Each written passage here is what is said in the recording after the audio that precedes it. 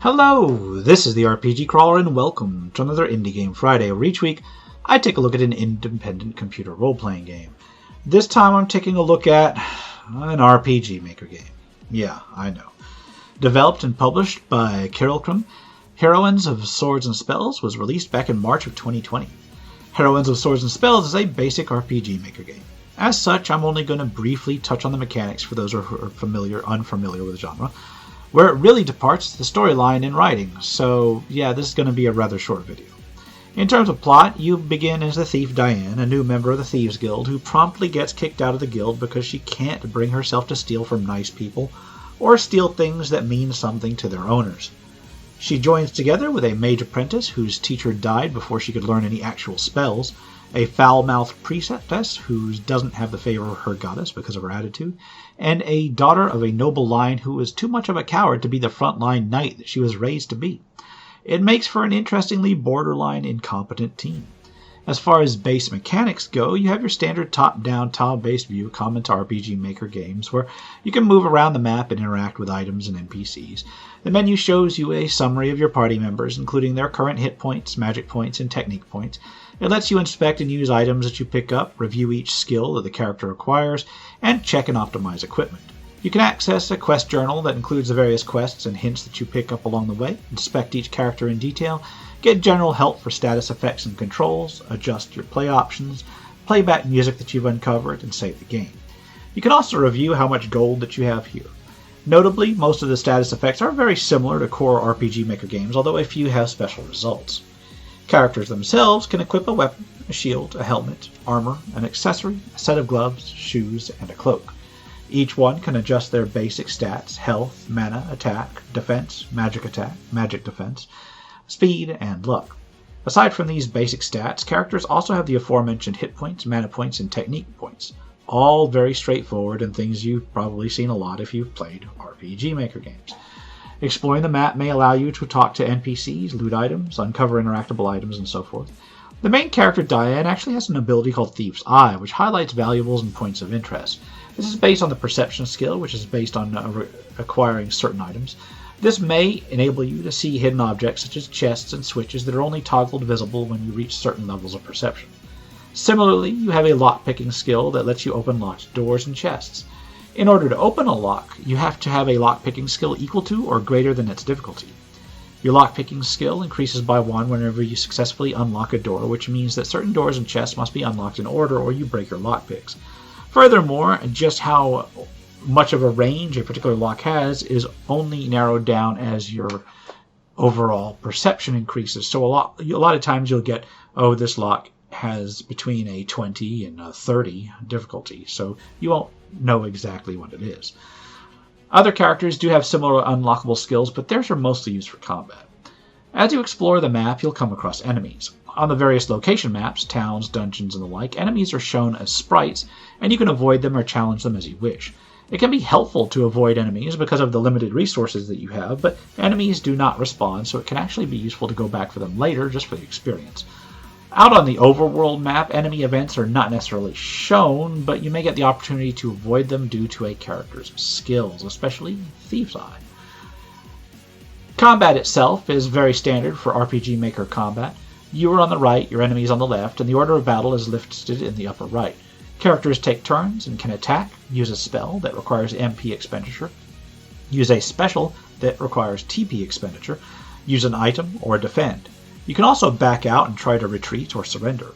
Attack success rate and damage is based on the attack versus the opponent's defense stat, and attacking builds up your TP gauge for that character, as does taking damage. Thus, you start the battle using spells and the like, decreasing mana points as you use them, while technique points build up. And then, at the end of the battle, you can unleash a skill later on. When you finish a combat or finish a quest, you will get experience and you will eventually level up. Leveling up simply improves basic stats and is done automatically.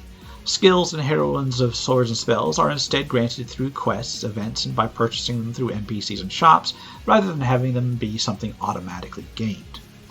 So graphically, Heroines of Swords and Spells is exactly what you'd expect of an RPG Maker game, to the point of using the same sort of battle scenes and battle sprites and tiles on the overworld map that are in many, many other RPG Maker games.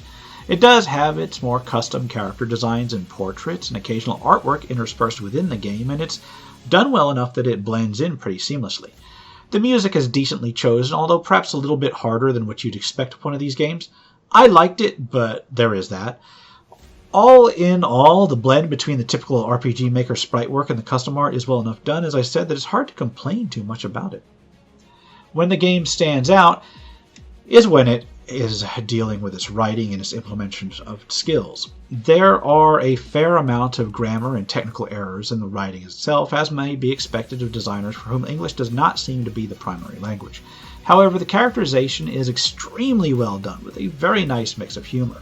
The characters, such as they are, have a nice sort of chemistry going on amongst themselves as well, and the situations they find themselves in are interesting and really reinforce the premise of the game overall. The basic premise is also evident in the character's skills, or lack thereof. Combat exploration in the whole starts out relatively slowly. You have to lean hard into quests to unlock skills and abilities over simply grinding out combat. Your quest experience so far out overshadows combat experience, in fact, that it would behoove you to spend far more time questing and avoiding combat where possible. The fact that so many of the characters start out next to useless in combat really reinforces the idea that you're playing a group that is really poorly suited for their individual adventuring roles, at least when you start, and they must grow into them.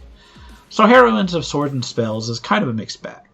If you don't like RPG Maker games, and I'm not surprised if you don't, honestly, then it's not going to be something that you enjoy. If you like RPG Maker games, but prefer ones with a simple, grindy kind of hack-and-slash feel, again, it's not going to be something that you're probably going to like. However, if you tolerate RPG Maker-style combat and exploration and are looking for a fun little adventure with solid characterization and humor that hits more often than it misses, at least in my experience, then it might be worth taking a look at. I found it absolutely charming in that regard. I will note, however, that there's only an Act 1 available, which clocks the game in at maybe a dozen or 24 hours at most, depending on what you do. Hopefully, another act will be released at a later date. There is a DLC available that presents the first act's events, except from the point of view of a group of enemies, which may be worth exploring as well. So do I recommend it? Honestly, I don't know. I found it charming, but I don't know that it's worth the full price.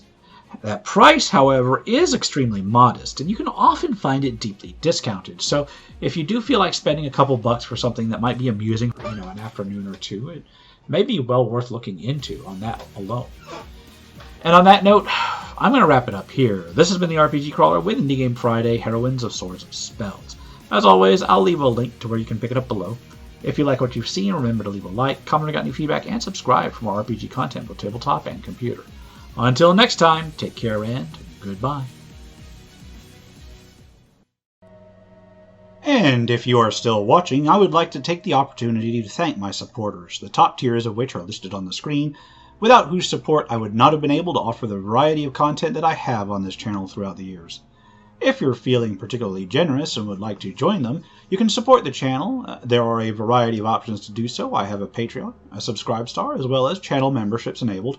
If you are not in a position to contribute, simply leaving a like, a comment, or sharing my videos are all wonderful ways to help the channel grow without spending a dime, and are all greatly appreciated.